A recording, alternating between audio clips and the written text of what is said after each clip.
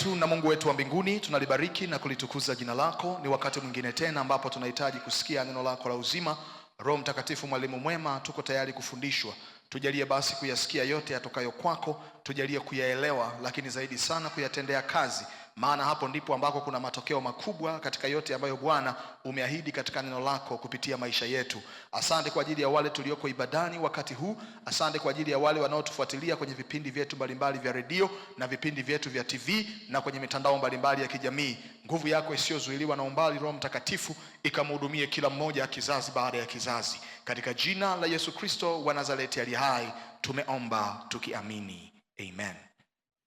Tunaendelea na somo letu la namna ya kuinuka na kuangaza, ikiwa ni sehemu ya 4 katika mfululizo wa somo letu hili jipya katika mwaka huu ambalo tumekuwa tukiendelea nalo.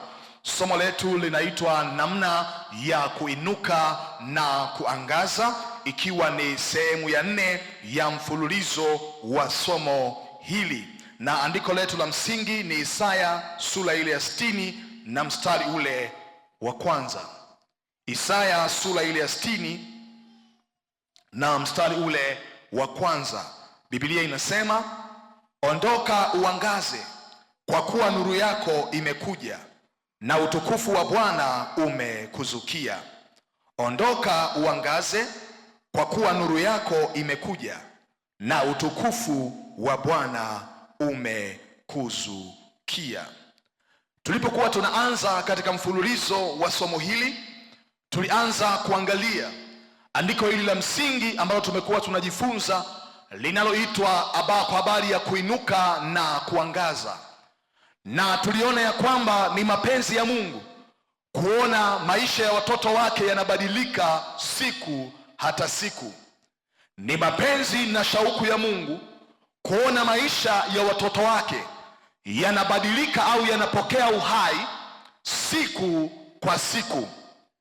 Mungu hafurahishwi kuona maisha yako yanabaki katika hali moja kwa muda mrefu. Mungu anatarajia kuona hali yako ya rohoni inabadilika na maisha yako ya mwilini pia yanabadilika. Na tulipokuwa tunaanza, tulizungumza tukasema, mabadiliko katika maisha ya Mkristo hayaanzi na mambo yake, yanaanza na hali yake ya ndani. Mabadiliko ya kweli kwenye maisha ya mtu hayaanzi na mazingira yake, yanaanza na hali yake ya ndani. Mungu anapotaka kubadilisha maisha yako, huwa habadilishi kinachokusumbua kwenye maisha yako. Huwa anaanza kukubadilisha wewe ndani, ili wewe ukibadilika hali yako ipate kubadilika. Kwa hiyo chochote unachofanya ili kupata matokeo tofauti na yale ulionayo kwenye maisha, ni lazima jambo hilo liwekeze katika kukubadilisha wewe kwanza, kabla haijabadilishwa hali inayoendelea kwenye maisha yako. Ni jambo la msingi sana. Ni shauku ya Mungu kuona watoto wake tunainuka na kuangaza.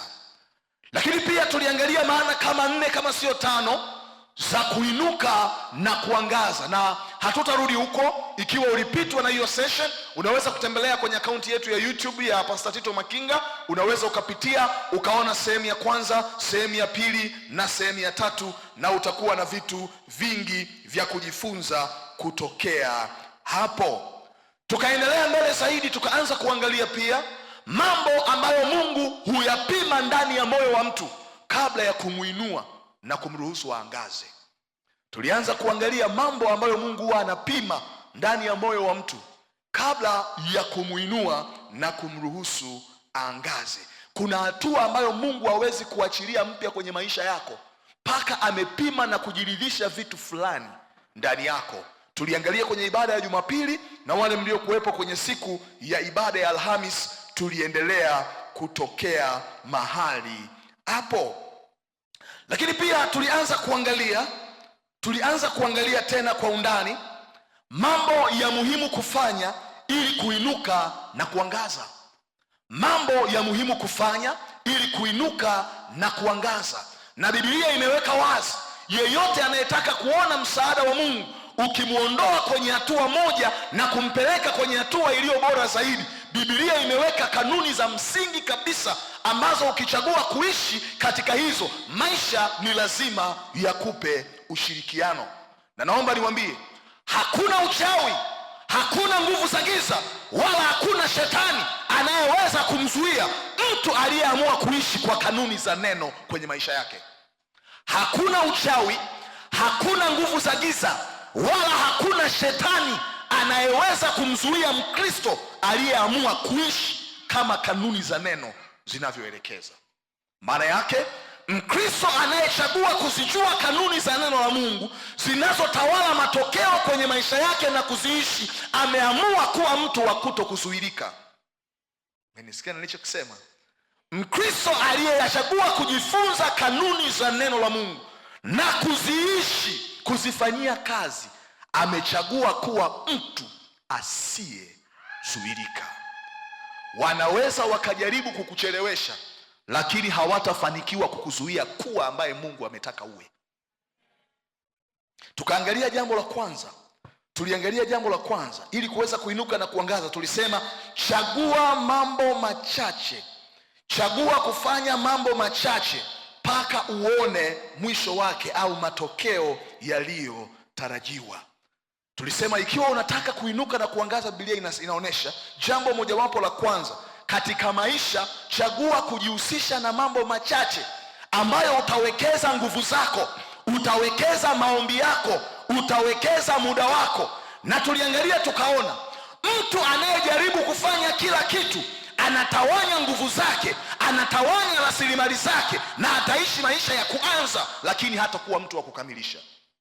Narudia tena, Mkristo anayejaribu kufanya kila kitu kwenye maisha haya atakuwa ni mtu ambaye anatawanya nguvu zake, anatawanya rasilimali alizonazo, na atakuwa mtu ambaye anaanza lakini hakamilishi.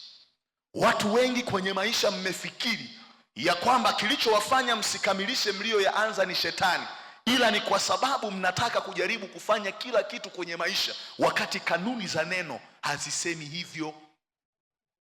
Na tulipokuwa tunajifunza, tuliangalia maandiko mbalimbali. Tuliangalia kitabu cha Samueli wa pili 23 mstari wa 8 mpaka wa 12, Samueli wa pili 23 mstari wa 8 mpaka wa 12, lakini pia tukaona kwenye kitabu cha Matendo ya Mitume sura ya 6 mstari wa 3 mpaka wa 7.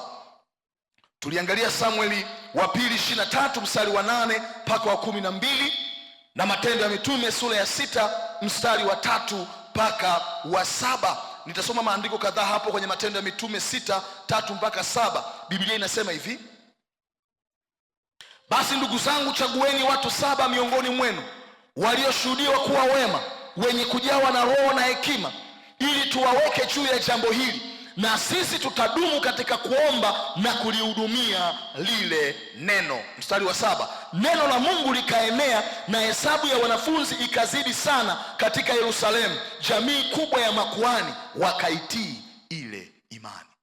Biblia inasema kuna wakati mitume walipoangalia, walianza kuona majukumu yanakuwa mengi, wanakosa muda wa kuomba, wanakosa muda wa kutosha kufundisha neno. Wakasema, sisi tutabaki kwenye mambo mawili, tutabaki kwenye kuomba, tutabaki kwenye kufundisha, ninyi mtatusaidia majukumu mengine. Walipowekeza kwenye mambo hayo machache, mstari wa 7 unasema kanisa likakua, habari njema zikahubiriwa, watu wengi wakaokoka.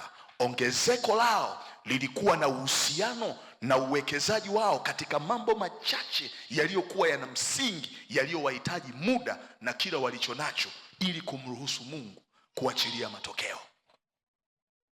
Ikiwa unataka kuona neema ya Mungu inakupa kwenda mbali zaidi kwenye maisha haya, chagua kufanya mambo machache ya msingi ambayo utawekeza maombi yako, utawekeza nguvu zako, utawekeza muda wako na kila kinachokuhitaji ili kumruhusu Mungu kuleta matokeo makubwa unayotamani kuwa nayo. Na naomba niwaambie kitu kingine wanangu. Mungu wetu amejipambanua kama Alfa na Omega. Chochote unachoanza kwenye maisha yako ni lazima udhamirie moyoni mwako ya kwamba Mungu nijalie kuona mwisho wake. Ndiyo, amejipambanua kama Alfa na Omega, mwanzo na mwisho. Moja ya kitu ambacho nimekuwa ninakazana nacho kwenye maisha yangu ni chochote nilichokianza hakitaishia njiani. Nitaona matokeo niliyoyatarajia kwenye maisha yangu nilipokuwa ninaanza. Mungu amekujalia kuingia kwenye eneo la ndoa na familia.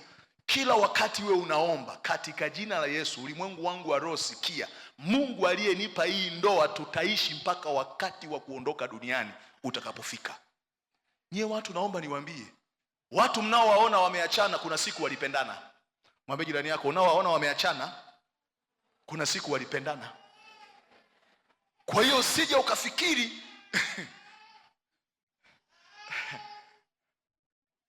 mesikia nyewe wenye ndoa mpya Mungu anajipambanua kama Alfa na Omega. Unapoomba mwambie Mungu, Mungu aliyenipa kuanza vizuri katika ndoa hii ndiye atakayetupa. Unajua ngoja nikwambie, watu wote wanapooanaga hakuna wanaooana wakiwa wanagombanaga. Kwa hiyo ombi linakuwa ni nini? Mungu aliyetusaidia katika mwanzo wa furaha yetu, kila mmoja akamuona mwenzake anafaa. Tunaomba furaha na amani hii itaendelea siku zote za maisha yetu. Mungu amekusaidia kupata nafasi ya kusoma, ni mwanzo. Isemeshe elimu yako, elimu yangu sikia. Matokeo ya elimu yangu sio kumaliza chuo. Matokeo ya elimu yangu ni kunipa kunufaika na kufanikiwa katika kila eneo la maisha yangu. Yule aliyenipa kuanza atanisaidia kula matunda ya tabu yangu. Biblia inasema apandaye kwa machozi atavuna kwa kelele za furaha, si ndio? Chochote unachowekeza muda wako kinaweza kikakupa maumivu makubwa, lakini kinatakiwa kukupa matokeo mazuri baadaye kama sehemu ya faraja ya taabu yako kwenye maisha. Amua kuwekeza kwenye mambo machache ya msingi ili kumruhusu Mungu kufanya mambo makubwa kwenye maisha yako. Wakasema sisi tutadumu katika maombi na katika neno ili mambo yaweze kutokea. Na tuliangalia pia Nehemia 6 mstari wa 1 mpaka wa 4. Kwa wakati wako utasoma Nehemia sura ya 6 mstari wa 1 mpaka wa 4. Utaona namna ambavyo wakina Sanballat na wakina Tobia walipomuita Nehemia ili aache kazi aliyokuwa anaifanya wakaweze kwenda kuonana nao. Nehemia akawaambia, sikilizeni, siwezi nikaingiza majukumu mengi na ratiba nyingi. Nina jukumu moja tu ambalo nimekuja kulifanya, ni kujenga ukuta wa Yerusalemu. Nehemia akakataa kuingiza ratiba nyingi zitakazomfanya akwame kwenye jukumu lake. Bwana asifiwe. Bwana asifiwe. Jambo jingine la pili la msingi kabisa kwa mtu anayetaka kuinuka na kuangaza. Jambo jingine la pili la msingi kwa mtu anayetaka kuinuka na kuangaza au kupata matokeo ya ushindi kwenye maisha yake ni hii: ni kuwekeza katika maisha ya rohoni. Kuwekeza katika maisha ya rohoni. Nataka kidogo nizungumze hapo mambo yatakayokusaidia. Wekeza katika maisha ya rohoni. Mwambie jirani yako, amua kuwa mtu wa rohoni. Ndio. Wekeza katika maisha ya rohoni. Nimeandika hapa nikasema, maisha humpa Mkristo ushindi kulingana na ufahamu alio nao kuhusu kanuni zinazotawala matokeo katika ulimwengu wa roho na ulimwengu wa mwili, akitambua namna ya kuhusianisha maeneo hayo mawili. Maisha humpa Mkristo matokeo mazuri anapokuwa na ufahamu wa kanuni zinazotawala matokeo katika ulimwengu wa roho na katika ulimwengu wa mwili, akijua namna ya kuzihusianisha hizi kanuni ili kumpa matokeo kwenye ulimwengu wake wa mwili. Na naomba niwaambie kitu wanangu kitakachowasaidia. Watu wenye ufahamu wa kanuni zinazotawala maisha kwenye ulimwengu wa roho wana uhakika wa kupata ushindi kwenye maisha ya ulimwengu wa mwili. Watu wanaofahamu kanuni zinazotawala mambo kwenye ulimwengu wa roho wana uhakika wa kupata ushindi kwenye maisha ya ulimwengu wa mwili. Aliwahi kutuambia hapa Pastor Delson mara ya mwisho alipokuja. Alisema maisha ni mchezo wa kanuni. Mwambie tena jirani yako, maisha ni mchezo wa kanuni. Biblia inaonyesha ukweli huo ya kwamba watu wenye ufahamu wa namna kanuni za rohoni zinavyotawala maisha wana uhakika wa kupata matokeo endapo watajua namna ya kuhusiana na ulimwengu wao wa mwili. Naomba tuangalie Waefeso sura ile ya 6 mstari wa 10 mpaka mstari ule wa 13. Waefeso sura ile ya 6 mstari wa 10 mpaka mstari wa 13, Biblia inasema, hatimaye mzidi kuwa hodari katika Bwana na katika uweza wa nguvu zake. Vaeni silaha zote za Mungu mpate kuweza kuzipinga hila za shetani. Kwa maana kushindana kwetu sisi si juu ya damu na nyama, bali ni juu ya falme na mamlaka, juu ya wakuu wa giza hili, juu ya majeshi ya pepo wabaya katika ulimwengu wa roho. Sikia hilo neno, katika ulimwengu wa roho. Kwa sababu hiyo twaeni silaha zote za Mungu mpate kuweza kushindana siku ya uovu, na mkiisha kuyatimiza yote kusimama. Mtume Paulo analielezea kanisa la Efeso, anawaambia hivi, Mkristo anaweza kuishi maisha ya ushindi kwa kanuni kubwa mbili. Kanuni ya kwanza ni kuwa na kila silaha zinazohitajika ili kumpa ushindi, na jambo la pili ni kuwa na ufahamu wa kutosha namna ambavyo ulimwengu wa roho unafanya kazi kwenye maisha yake. Narudia tena, Mkristo anaweza kuishi maisha ya ushindi kwa kanuni kubwa mbili. Kanuni ya kwanza ni kuwa na silaha zote za ushindi anazotakiwa kuwa nazo, Biblia imeziweka wazi. Na jambo la pili ni kuwa na ufahamu namna ulimwengu wa roho unavyofanya kazi ili kuyawezesha maisha yake kupata matokeo anayotakiwa kuwa nayo. Anasema vita ya maisha haifanyiki mwilini. Mnachokiona nje ni matokeo. Watu wanacheza na ushindi wa vita rohoni. Nimewahi kueleza hapa habari ya Kutoka 17. Biblia inaeleza kwa habari ya Musa, Haruni na Huri. Biblia inasema Musa akamwambia Yoshua, nenda katika bonde la Refidimu mkapigane na jeshi la Waamaleki. Yoshua anachukua jeshi, anachukua na silaha, alafu Musa anasema mimi, Haruni na Huri tutapanda mlimani kuomba.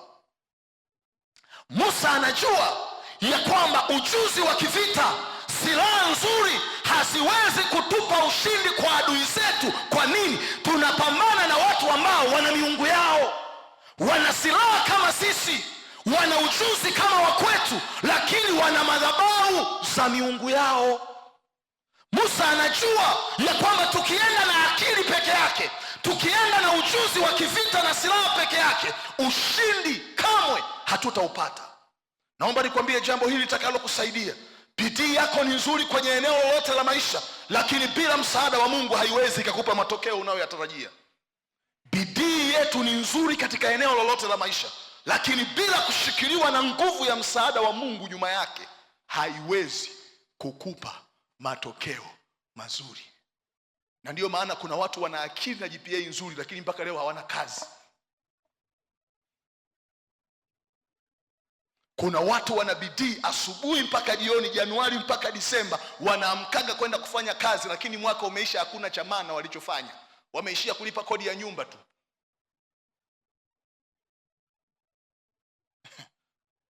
Bidii yetu pasipo msaada wa Mungu rohoni haiwezi kutupa matokeo. Ni nzuri, lakini peke yake haitoshi. Musa akagundua ngoja sisi tutaomba. Yaani anasema hivi, tutahusianisha mapambano ya Yoshua kwenye ulimwengu wa mwili na kanuni zinazotawala ushindi kwenye ulimwengu wa roho. Alafu Biblia inasema hivi, walipokuwa wakiomba kina Musa, Yoshua alikuwa anapata ushindi. Musa alipokuwa anachoka kuomba, Israeli walikuwa wanapigwa. Biblia inasema Haruni na Huri wakamtegemeza Musa, akaendelea kuomba. Ndipo Yoshua akawaua Waamaleki kwa makali ya upanga. Maana yake makali ya upanga wa Yoshua yalikuwa hayaamuliwi na kwa kiwango gani yamenolewa. Yalikuwa yanaamuliwa na msaada wa Mungu uliokuwa unaachiliwa na Musa kwenye maombi. Na nielewa watu wa Mungu, bidii yetu ni nzuri, jitihada yetu ni nzuri, isiposhikiliwa na nguvu katika ulimwengu wa roho yenye kuzalisha matokeo. Sehemu nyingine andiko linasema nini? watoto wako tayari na kuzaliwa, lakini hapana nguvu ya kuwazaa. Ili chochote kizaliwe kwenye maisha ya mtu, kwenye eneo lolote la maisha, kiwe halisi kama anavyotamani, ni lazima pawe na nguvu nyuma yake kwenye ulimwengu wa roho inayowezesha matokeo. Tumesema Mkristo anaweza akaishi maisha ya ushindi akiinuka na kuangaza kutegemeana na moja, kanuni anazofahamu zinazoamua matokeo kwenye maisha yake. Lakini jambo la pili ni silaha za ushindi alizonazo kwenye maisha yake. Na naomba nikwambie jambo hili litakalo kusaidia. Chochote kinachokuzuia kuinuka kimekuzuia kuangaza. Andika hilo jambo, litakusaidia. Chochote kinachonizuia kuinuka kimenizuia kuangaza. Ni kuinuka kwako kutakachokufanya uonekane. Kwa hiyo chochote kinachokuzuia kuinuka kimekuzuia kuangaza. Nuru yako haiwezi ikaonekana zaidi ya vile ilivyoinuliwa na kuwekwa juu. Nuru yako haiwezi kuonekana zaidi ya vile ilivyoinuliwa na kuwekwa juu. Kwa hiyo ulimwengu wa roho una nafasi na sehemu kubwa katika kuinuka na kuangaza kwa mtu. Amezungumza hapa daktari wakati anatupa ushuhuda wa maisha yake. Anakwambia kila wakati akiangalia anakuja kugundua haikuwa ishu ya vyeti, haikuwa ishu ya kujua. Kuna neema na msaada fulani wa Mungu nyuma ambao alikuwa anauona unampa kuingia mahali ambapo kanuni za kawaida zinakataa. Alafu kuna wewe unayefikiri vitu vitatokea tu kwa sababu nimeokoka. Nisikilizeni nyie watu niwaambie. Mungu hatupi vitu eti kwa sababu tu sisi ni watoto wake. Mungu anasababisha vitu kwenye maisha tunapoishi sawasawa na kanuni za neno lake. Mungu hatupi vitu alivyo navyo kwa sababu sisi ni watoto wake tu, ila anatupa tunapoamua kuishi sawa na kanuni za neno lake. Hivi unajua Isaka alikuwa ni mwana wa ahadi ambaye Ibrahimu aliahidiwa na Mungu atakuwa na uzao mkubwa. Lakini Isaka alioa akiwa na umri wa miaka 40. Amekuja kupata mtoto wa kwanza akiwa na umri wa miaka 60. Na Biblia inaweka wazi ya kwamba ni baada ya akiwa na umri wa miaka 59 akaamua kuomba na kumtafuta Mungu. Ahadi ya Mungu alikuwa nayo, lakini Mungu alionyesha ya kwamba mimi natembea na kanuni. Umechagua kupuuza maisha ya maombi, nitaendelea kumfanya adui kuwa na nguvu juu yako dhidi ya utasa. Siku nalipa gharama ya kunitafuta, mtoto unayemhitaji utampata. Mwambie mwenzako ninahisi hivyo tu. Nawaambiaga watu hivi, ukitaka kujua kwa kiwango gani mtu amemaanisha kusaidiwa na Mungu juu ya jambo lake, usimwangalie kwa kiwango gani linamhuzunisha, usimwangalie kwa kiwango gani analalamika na kutafuta msaada kwa watu, muangalie kwa kiwango gani anaomba na kumtafuta Mungu. Mungu hatishwi na huzuni yako kwenye jambo lolote. Hata kama utahuzunika na kulia sana, mwisho wa siku ni lazima huzuni yako ikulete kwenye kumtafuta yeye. Ulimwengu wa roho uko tayari kumsaidia yeyote aliye tayari kulipa gharama ya kuhusiana na Mungu. Ndio. Okay. Tuendelee mbele, mwambie mwenzako tuendelee mbele. Naomba ufahamu jambo hili litakalo kusaidia. Chochote ulichonyimwa kwenye ulimwengu wa roho hauwezi kukipata kwenye ulimwengu wa mwili. Chochote ulichonyimwa kwenye ulimwengu wa roho hauwezi kukipata kwenye ulimwengu wa mwili. Ndoa iliyozuiliwa kwenye ulimwengu wa roho hauwezi kuipata kwenye ulimwengu wa mwili. Utajitahidi kuwa mzuri wewe, utajitahidi kuwa na moyo wa mzuri wa kila namna, lakini kama imezuiliwa kwenye ulimwengu wa roho, utashangaa from nowhere inapatikana sababu tu ya kuachwa. Hata wewe mwenyewe uelewe unasema nina matatizo gani? Chochote ulichonyimwa kwenye ulimwengu wa roho hauwezi kukipata kwenye ulimwengu wa mwili. Ukizuiliwa kustawi kwenye taaluma yako kwenye ulimwengu wa roho, my dear friend, utashangaa wasio na uwezo wanapata nafasi, na elimu yako na akili zako hakuna mahali unapoenda.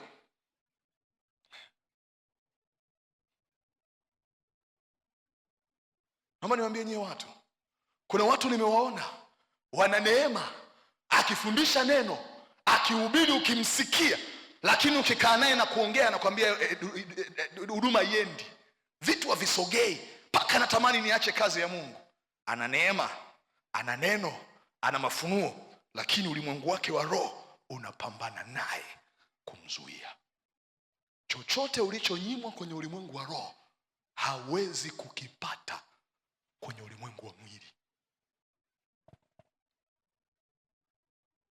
Naomba nikwambie jambo jingine litakalo kusaidia. Mipaka ya kweli ya maisha ya mtu ipo katika ulimwengu wa roho. Mipaka ya kweli ya maisha ya mtu ipo katika ulimwengu wa roho.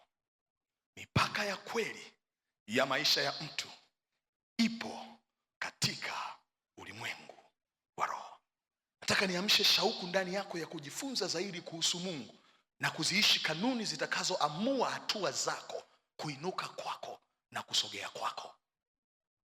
Mipaka ya kweli ya maisha ya mtu imechorwa katika ulimwengu wa roho.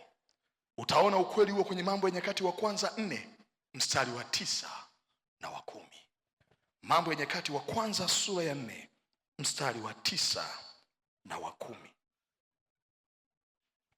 Mambo ya Nyakati wa Kwanza sura ya 4 mstari wa 9 na wa 10. Biblia inasema hivi: naye Yabesi alikuwa mwenye heshima kuliko nduguze, na mamaye akamuita jina lake Yabesi akisema, ni kwa sababu nalimzaa kwa huzuni. Huyo Yabesi akamlingana Mungu wa Israeli, manake akaamua kumtafuta Bwana akisema, lau kwamba ungenibarikia kweli kweli na kunizidisha hozi yangu, na mkono wako ungekuwa pamoja nami, nawe ungenilinda na uovu, ili usiwe kwa huzuni yangu. Naye Mungu akamjalia hayo aliyoyaomba.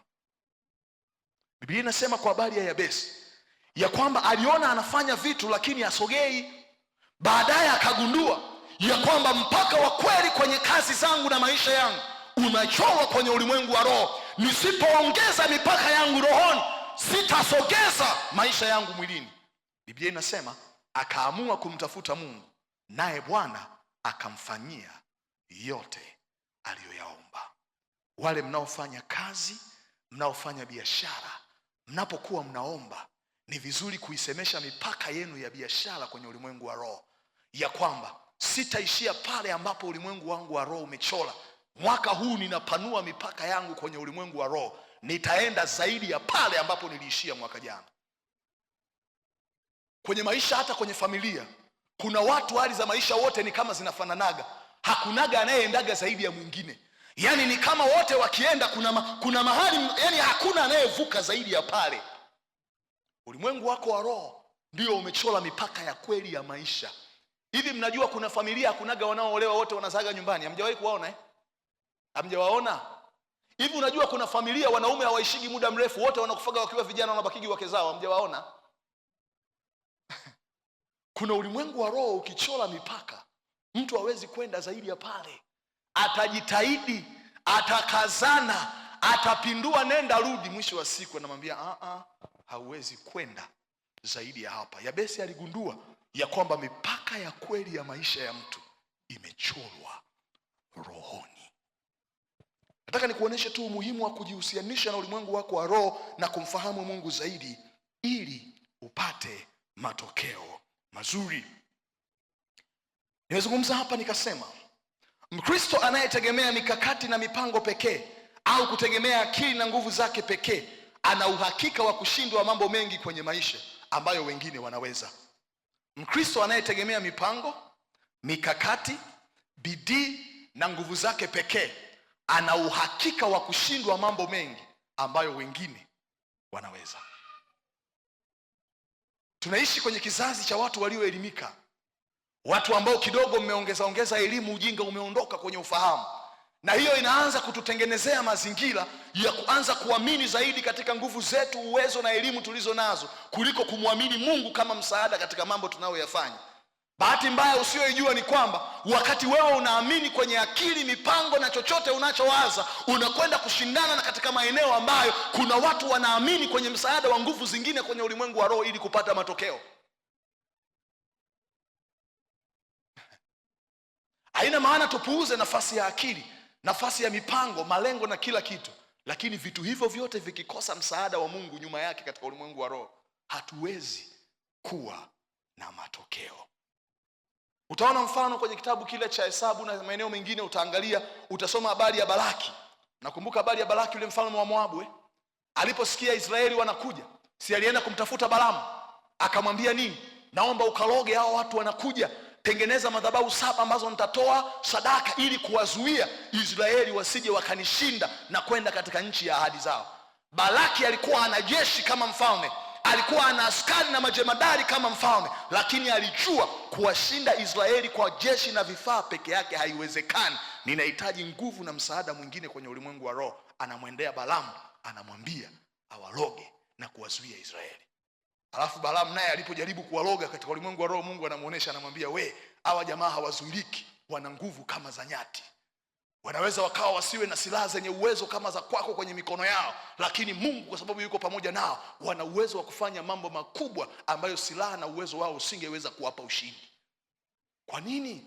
Maisha katika ulimwengu wa mwili inategemeana sana na namna mtu anavyojihusisha na ulimwengu wake wa roho. Naomba hilo jambo liingie ndani yako na likukae. Kinyume na hapo, utakuja kufika kwenye wakati wa uzee ukiwa umeshindwa mambo mengi ambayo ulitakiwa uyaweze tangu ukiwa kijana. Kuinuka na kustawi kwako kwenye eneo lolote la maisha kunategemea namna gani unavyohusiana na ulimwengu wako wa roho. Inua mikono yako na ukiri maneno haya: Roho Mtakatifu, nisaidie kuongeza ufahamu wangu wa namna ya kuhusiana na ulimwengu wangu wa roho. Kila kanuni ninayojifunza na kuijua, nijalie kuitendea kazi kwenye maisha yangu. Naomba tukaangalie sasa kwa sehemu namna ya kuruhusu msaada wa Mungu kutoka katika ulimwengu wa roho kuwa halisi kwenye maisha yetu. Namna ya kuruhusu msaada wa Mungu katika ulimwengu wa roho kuwa halisi kwenye maisha yetu. Namna ya kuruhusu msaada wa Mungu kwenye ulimwengu wa roho kuwa halisi kwenye maisha yetu. Tumeona ya kwamba maisha yetu katika ulimwengu wa mwili, matokeo yoyote kwenye eneo lolote, iwe ni huduma, iwe ni kazi, iwe ni chochote kinachohusu maisha yako, elimu, familia, inategemea sana namna unavyohusiana na ulimwengu wako wa roho. Sasa Mungu ameweka kanuni mbalimbali ambazo tukiziishi ndizo zinazotupa kutengeneza muunganiko kati yako na ulimwengu wako wa roho ili uzalishe aina fulani ya matokeo. Kwa sababu nikikwambia tu ulimwengu wa roho unaweza usielewe kule Mungu aliko anawezaje kuhusiana na mimi kwenye ulimwengu wa mwili. Na kabla tujaendelea, naomba nikwambie jambo hili litakalo kusaidia. Dunia tunayoishi ndani yake ni koloni la ufalme wa Mungu duniani. Dunia tunayoishi sisi ndani yake ni koloni la ufalme wa Mungu mbinguni. Yaani dunia hii ilikuwa ni muendelezo wa ufalme wa Mungu kule mbinguni. Ndio maana anasema kwenye kitabu cha Mwanzo, na tufanye mtu kwa mfano wetu na sura yetu akamiliki na kutawala. Na kama dunia ni koloni la ufalme wa Mungu mbinguni, maana yake ni nini? Maisha ya mwanadamu duniani ni lazima yaongozwe na kanuni za neno la Mungu. Kanuni ya kwanza au namna ya kwanza inayoweza kumsaidia Mkristo kupokea msaada katika ulimwengu wa roho kwenye maisha yake ya mwilini, namba 1 ni kuishi neno. Kuliishi neno la Mungu. Kuliishi neno la Mungu au kuishi neno. Kuliishi neno la Mungu. Nimezungumza hapa nikasema hivi: maisha huanza kupokea badiliko tunapoamua kuishi ambacho tumejifunza na kufahamu kwa usahihi. Kuhudhuria ibada na kusikia neno la Mungu ni jambo zuri, lakini kuishi kile ambacho tumejifunza ni jambo lenye umuhimu mkubwa. Maisha yako yataanza kubadilika pale ambapo umejifunza neno na umeamua kuliishi. Kuhudhuria ibada na kusikia mafundisho ni jambo zuri, lakini kuishi kile ulichokijua ni jambo lenye faida kubwa kwenye maisha yako.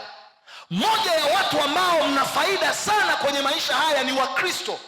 Katika mitandao ya kijamii na uwepo wa makanisa mengi, kumekuwa na nafasi ya kusikiliza mafundisho mengi na walimu wengi ambao unaweza kujifunza na ukajengwa. Lakini pamoja na ongezeko la namna hizo zote, bado Wakristo mnaongoza kuwa watu mnaoshindwa kwenye maeneo mengi kwenye maisha. Kwa nini? Kwa sababu ufahamu mwingi kuhusu neno huwezi kubadilisha maisha yako mpaka lile neno limegeuka kuwa wewe kwenye maisha yako. Ni muhimu tufike kwenye kiwango cha kuishi tulichokijua na sio kufahamu. Nguvu ya neno haipo katika kujua tu, ipo katika kuishi kama neno la Mungu linavyoelekeza. Yakobo 1:22 Biblia inasema hivi. Yakobo 1:22, lakini iweni watendaji wa neno, wala si wasikiaji tu, hali mkijidanganya nafsi zenu. Iweni watendaji wa neno, wala sio wasikiaji tu, hali mkizidanganya nafsi zenu. Kila Jumapili yamkini unakuja kanisani na katikati ya wiki unapopata nafasi. Lakini je, kwa kiwango gani unapoondoka kanisani unaenda kuanza kufanyia kazi yale uliyojifunza? Ni rahisi sana kujaza notes nyingi na ukawa nazo, lakini ni jambo la muhimu zaidi kuamua kufanyia kazi unachojifunza. Shetani akishindwa kukuzuia kujifunza neno, atahakikisha anakuzuia usiishi ulichokijua. Unasikia ninachosema? Shetani akishindwa kukuzuia kujifunza neno, atahakikisha anakuzuia kuishi ulichojifunza. Kwa sababu anajua kadiri unavyoliishi neno ndivyo unavyohusiana na ulimwengu wako wa roho katika Mungu na kupata matokeo na msaada wa Mungu katika mambo yanayoendelea kwenye maisha yako. Nilipenda sana juzi rafiki yangu Patrick Seuya aliandika kitu fulani hapa ambacho nilisema nitakusomea. Aliandika akasema hivi: madhihirisho ya nguvu za Mungu kwenye maisha yetu. Aliandika akasema hivi: huwezi kuwa mkubwa au kuinuka zaidi ya kiwango cha hali ya uhusiano wako na Mungu rohoni. Mungu anapotaka kukupa kimo katika maisha, kwanza hukupa kina ndani yake. Kina chako katika Mungu ndicho kitakachoamua kimo chako katika maisha. Mwambie mwenzako, kina chako katika Mungu ndicho kitakachoamua kimo chako katika maisha. Nilipenda sana kile kitu aliposema. Kina chako katika Mungu ndicho kitakachoamua kimo chako katika maisha. Hauwezi kuinuka kwenye eneo lolote zaidi ya uwekezaji ulioufanya katika kujifunza na kuliishi neno. Maana katika hayo ndipo ambapo ulimwengu wa roho huwa unasimama upande wa muamini ili kumsaidia na kumwezesha. Naomba uandike jambo hili litakalo kusaidia. Mkristo aliyechagua kuishi neno ana uhakika wa kuona uhalisia wa nguvu za Mungu kwenye maisha yake. Mkristo aliyechagua kuliishi neno ana uhakika wa kuona uhalisia wa nguvu na msaada wa Mungu kwenye maisha yake. Mkristo aliyechagua kuliishi neno ana uhakika wa kuona nguvu na msaada wa Mungu kwenye maisha yake. Kwa hiyo namna ya kwanza ya kuruhusu ulimwengu wako wa roho uachilie msaada na matokeo ni kuishi neno. Na naomba niwaambie watu wa Mungu, amewambia vizuri ndugu yangu pale ya kwamba moja ya kitu ameobserve kwenye maisha yangu alipokuwa anawaeleza ya kwamba nimependa kwamba mchungaji wenu anaishi anachokifundisha. Nilimwambia Mungu, sitaki kuiwa mnafiki kwenye neno. Yaani ni kile ninachokisema kiwe ni matokeo ya ushuhuda wa kweli wa kile ambacho nimekiishi na nimeona. Ni rahisi mtu kuhubiri na kufundisha, lakini naomba niwaambie njia rahisi ya kumwelewa Mungu zaidi ni kufanyia kazi kile anachokisema na sio kujifunza tu katika neno lake. Na niwa nikimsikiliza mtu akiwa anafundisha, nitakwambia huyu anafundisha ufahamu katika theolojia au katika kile alichokisoma, na huyu anafundisha kutokea kwenye kile alichojifunza na kukiishi. Tofauti huwa inaonekana kwa wazi kwa mtu mwenye akili na ufahamu. Inajulikana.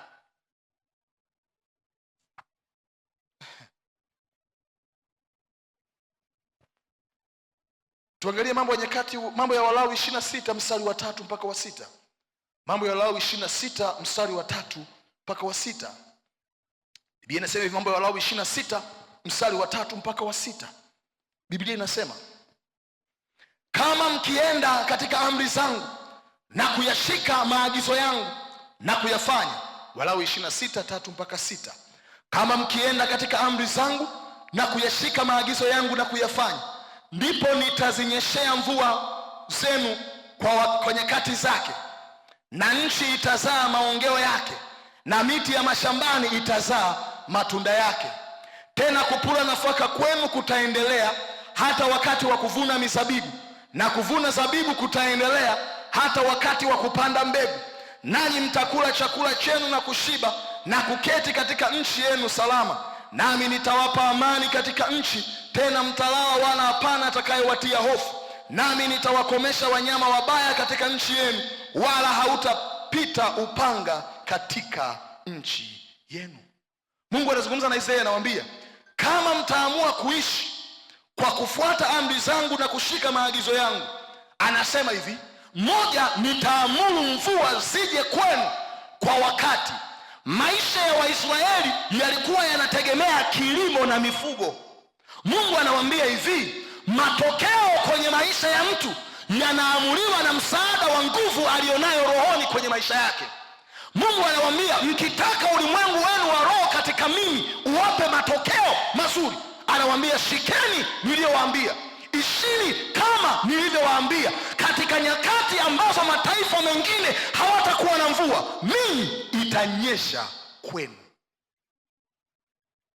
Nisikilize, Mungu katika neno lake ana uwezo wa kuachilia matokeo kupatikana kwenye maisha yako katika mazingira ambayo wengine hawapati kitu. Neno la Mungu lina uwezo wa kuchora maisha ya utofauti kati ya mtu mmoja na mtu mwingine.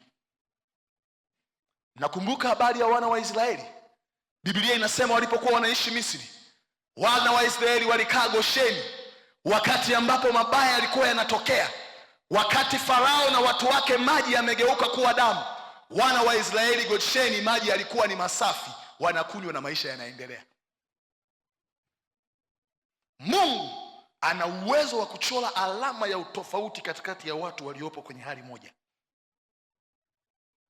Unashangaa ugonjwa waliokuambia kwamba unaua, wakati wengine wakiwa wanakufa, yule aliyeliamini neno wanashangaa anaendelea kuishi na siku zinaendelea kusogea.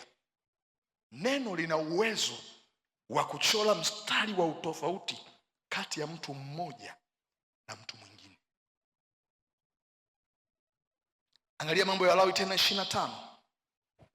Mambo ya Walawi 25. Mstari wa 3 mpaka wa 4 na mstari wa 18 mpaka wa 22.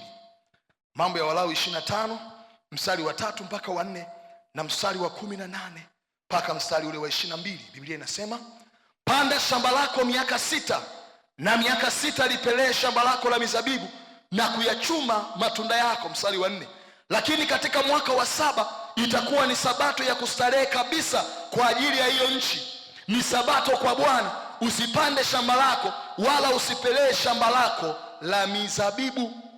Naomba tutulie hapo kabla tujaenda mstari wa 18. Israeli waliambiwa ya kwamba mtafanya kazi kwa muda wa miaka 6. Mwaka wa 7 utakuwa ni sabato. Msipande wala msifanye kazi ya kupruni mashamba yenu. Mungu anawaambia bakini hapo, itunzeni hiyo sabato. Alafu anaendelea anasema, najua mtajiuliza ya kwamba nitawezaje kuishi mwaka wa 6 na wakati mwaka wa 6 sijalima, nimemaliza kulima mwaka wa 7 natakiwa nisifanye kazi. Mwaka wa 8 unakuja. Je, chakula cha mwaka wa 6 kitanitosha kuishi mwaka wa 7 na wa 8? Kila wakati tunapoamua kufanyia kazi neno la Mungu, ni lazima tuamini katika utii kuliko akili na mawazo yetu. Mnasikia ninachokisema? Tunapoamua kuwa watu wa neno, ni lazima tuamue katika kufanya kile ambacho Mungu amesema na sio kile ambacho akili zetu zinafikiria. Kwa nini? Nimekuwa nawaambia hapa wanangu, na naomba nirudie. Mungu anapozungumza na sisi, huwa anazungumza katika kiwango cha uungu wake na sio katika kiwango cha ubinadamu wetu. Kwa hiyo kinachohitajika, ukitumia akili itakushinda. Kinachohitajika ni kuamini ya kwamba amesema kwa kupigwa kwake Yesu nimepona. Anaona unapita kwenye bonde la uvuli wa mauti, anachotaka uamini ni kwamba nijapopita katika bonde la uvuli wa mauti sitaogopa mabaya, kwa sababu Bwana yuko pamoja na mimi. Naomba niambie jambo lingine litakalokusaidia. Mara nyingi uwepo wa Mungu huwa upo kwenye maisha ya mtu katika namna ambayo mtu mwingine anaweza asione au kujua kwa urahisi.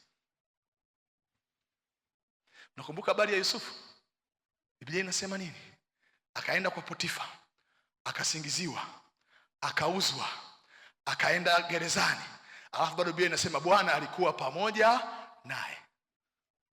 Ni rahisi kufikiri Mungu hayuko pamoja na wewe akili zako zinapotazama tu kile kinachoendelea kwenye maisha yako. Naomba nikwambie, ile hali ambayo unaiona ni mbaya kwenye maisha yako ni nzuri sana, kwa sababu Mungu yuko pamoja na wewe. Mkono wa Bwana usingekuwa juu yako, shetani alikusudia mabaya kuliko hicho unachokiona kabisa. Wewe shetani hana kazi mbovu. Akiamua kupiga maisha ya mtu anataka apige kwa 100%. Na ndiyo sababu alipompiga Ayubu kwenye mali kwenye sura ya kwanza, moyo wake haukuridhika. Akaenda tena kwenye sura ya pili kwa Mungu, akamwambia haijatosha, niruhusu nipige na uhai wake. Soma vizuri sura ya kwanza ya Ayubu na sura ya pili. Alipomalizana naye kwenye kupiga kwenye mali na kila kitu, akaona jamaa bado anampenda Mungu, akasema haitoshi, ngoja niende tena nikadai kwa Mungu aniongezee nipige uhai wake. Mungu akamwambia sasa sikiliza, nitakuruhusu utapiga afya, utapiga kila kitu, ila uhai marufuku. Kwa hiyo Ayubu yamkini alipokuwa anatazama hali yake, matatizo aliyonayo na vote alivyopoteza, alikuwa anasema Mungu amenisaliti, kwa akili ya kawaida, si ndio? Lakini kimsingi Mungu alikuwa ameweka ukomo, amemwambia adui, sikiliza, utaenda lakini hautavuka hapa. Usipime msaada wa Mungu kwenye maisha yako kwa kile unachokiona kwenye hali yako. Adui alikusudia mabaya kuliko kile unachokiona. Hata hapo ulipo ni neema ya Mungu. Mwambie jirani yako, uhai ukiwepo, tumaini bado lipo. Mwambie tena, uhai ukiwepo, tumaini bado lipo.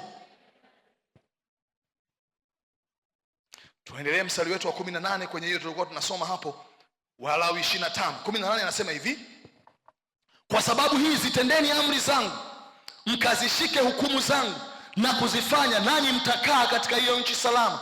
19 nayo nchi itazaa matunda yake, nanyi mtakula na kushiba na kuketi humo salama. Na kama mkisema, je, mwaka wa 7 tutakula nini? Angalieni, hatutapanda mbegu wala kukusanya maongeo yetu. Ndipo nitawaamria baraka yangu iwe juu yenu mwaka wa 6, nayo utazaa matunda hesabu ya miaka 3. Na mwaka wa 8 mtapanda mbegu na kuyala matunda yake, akiba hiyo ya zamani, hata mwaka wa 9, hata matunda yake watakapoletwa ndani, mtakula hiyo akiba ya zamani. Mungu anasema kwenye mwaka wa 7 ni kweli hamtalima, msiogope. Anawaambia mwaka wa 6 mimi Mungu katika ulimwengu wa roho nitaachilia baraka yangu kwenye maisha yenu na kazi zenu. Alafu anasema akiba mtakayoipata itakuwa ni sawa na mazao ya miaka 3 ndani ya mwaka mmoja. Anasema mtakula hiyo mwaka wa 7, mtakula hiyo mwaka wa 8, alafu mtakula mwaka wa 9 wakati mkiwa mnaendelea na maisha yakiwa yanaendelea. Tafsiri yake anawaambia nini? Matokeo kwenye maisha yenu yana uhusiano na ulimwengu wa roho ambaye ni mimi ninaoachilia matokeo kwenye maisha yenu. Hauwezi kuinuka kwenye maisha zaidi ya nguvu ulio nayo katika ulimwengu wa roho kutegemeana na mahusiano yako na Mungu uliye naye. Akili za kibinadamu na bidii yetu inaweza kutupa matokeo, lakini ina ukomo. Ila kuna nguvu ya Mungu na msaada wake rohoni usiozuiliwa na jambo lolote. Ukifahamu ukweli huo, nimesema Mkristo aliyechagua kutembea katika kanuni za neno la Mungu amechagua kuwa mtu asiyezuilika katika hatua zake.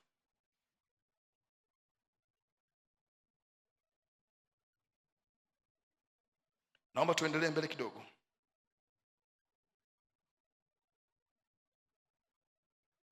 Naomba ufahamu jambo hili litakalo kusaidia.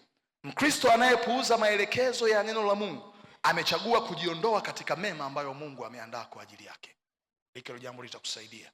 Mkristo anayepuuza kuishi kama neno la Mungu linavyoelekeza, amechagua kujiondoa katika mema ambayo Mungu ameandaa kwa ajili yake.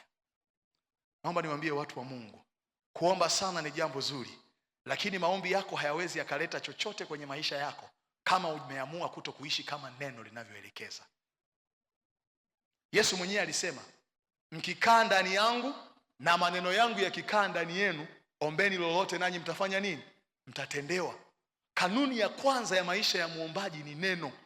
Tumekuwa na kizazi duniani leo cha baadhi ya Wakristo ambao wanafikiri kuomba sana na kufunga sana pekee kunatosha kuwapa matokeo. Ni jambo zuri, lakini Mungu anataka kwanza tuishi kama neno linavyoelekeza.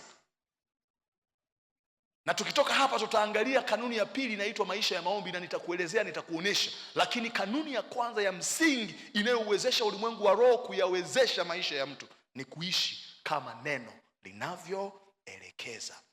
Utaangalia Samueli wa kwanza 15 mstari wa 26 mpaka wa 28. Samueli wa kwanza 15 26 mpaka 28. Anasema, Samueli akasema, sitarudi pamoja nawe. Samueli wa kwanza 15 26 mpaka 28. Samueli akasema, sitarudi pamoja nawe kwa sababu umelikataa neno la Bwana. Bwana naye amekukataa wewe usiwe mfalme wa Israeli. Tutulia hapo kwanza.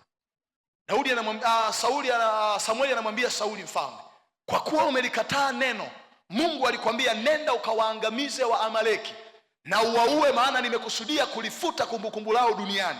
Wewe umeenda ukafanya, lakini haujafanya kama nilivyokuelekeza. Mungu anamwambia, kwa kuwa umekataa nilichokutuma kufanya, umelikataa lile neno, mimi nami Mungu nimekukataa wewe na vizazi vyako kukaa kwenye nafasi ya ufalme. Kilichomuondoa Sauli na vizazi vyake kwenye ufalme akapewa Daudi ilikuwa ni kuto kuishi kama ambavyo neno lilimtaka aishi. Ukisoma kwenye Kutoka 17 habari ya Israeli na Waamaleki, Mungu Yeshua alipowashinda Waamaleki kama tulivyozungumza mwanzoni, pale chini Mungu alimwambia hivi, Musa, nimeweka uadui kati yangu na Waamaleki na nitalifuta kumbukumbu lao duniani. Soma vizuri kwenye Kutoka 17. Kwa hiyo Sauli alipopewa nafasi kuwa mfalme wa kwanza wa Israeli, jukumu la kwanza Mungu anamwambia, miaka nenda rudi, nimeliweka ile jambo moyoni mwangu. Una wajibu wa kwenda kuua mfalme wa Amaleki Agagi na jeshi lake lote na taifa lake zima.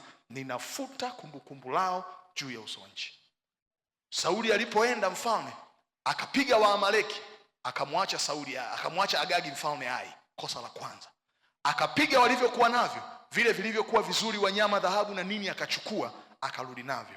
Samueli anapokuja anamuuliza, hizo kelele ninazozisikia ni za nini?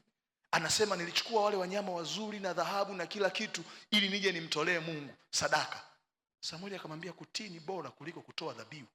Kwa lugha rahisi anamwambia, Mungu anaangalia kwanza kwa kiwango gani umetii maelekezo ya neno lake kabla ya vitu vingine unavyofanya kwa ajili yake. Narudia tena, Mungu anathamini zaidi namna tulivyotii neno lake kuliko mambo tunayofanya kwa ajili yake. Na nimekuwa narudia hapa kwa watendakazi na Wakristo wengine wote hili jambo na sitaacha. Mungu anajali sana mahusiano yetu naye kabla ya utumishi wetu kwake. Mungu anajali sana mahusiano yetu naye kabla ya uhusiano wetu naye. Wanadamu wanaweza wakashangilia vipawa, wanaweza wakashangilia karama ulionayo, wanaweza wakashangilia chochote ambacho unahisi kina wa influence, lakini Mungu haangalii hivyo vitu kwanza.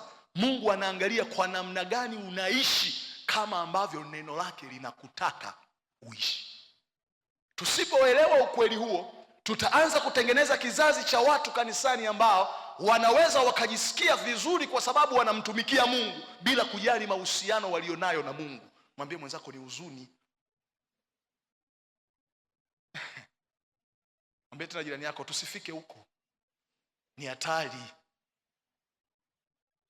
Niwaambie kitu, kuwahubiria mkafurahia mafundisho mkasema mnajengwa na kila kitu, haitakuwa na faida kwenye maisha yangu kama njia zangu na Mungu haziko sawa kabisa. Mungu anajali sana mahusiano yangu naye kabla ya utumishi wangu mbele zake. Sauli kwa sababu akawayatia yale maagizo, akakataliwa, ulimwengu wake wa roho ukamkataa na ulimwengu wake wa mwili ukamkataa. Naomba tuendelee mbele kidogo.